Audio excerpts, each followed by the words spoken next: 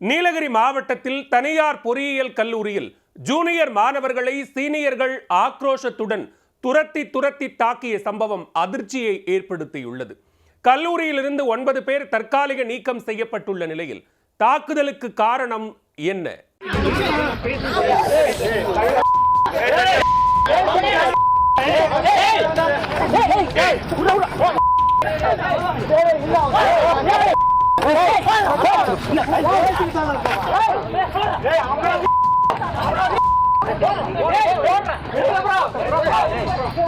நீலகிரி மாவட்டம் உதகையை அடுத்துள்ள கேத்தி பகுதியில் தனியார் பொறியியல் கல்லூரி ஒன்று செயல்பட்டு வருகிறது.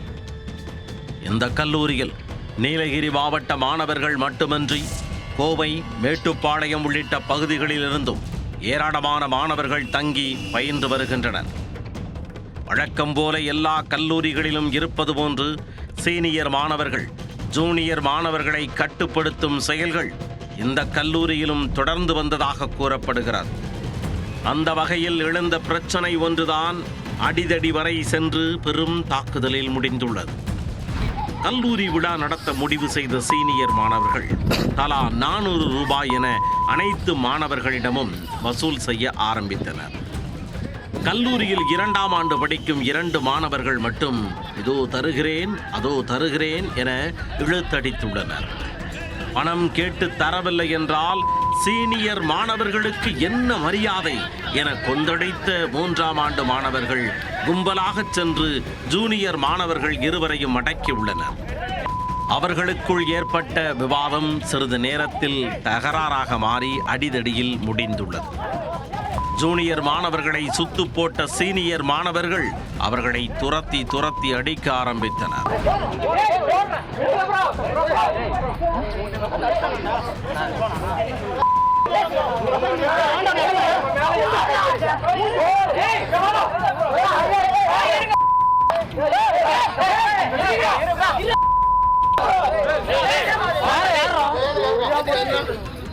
ஆக்ரோஷத்துடன் அவர்கள் நடத்திய தாக்குதலில் நிலை குலைந்த மாணவர்கள் இருவரும் படுகாயமடைந்தனர்.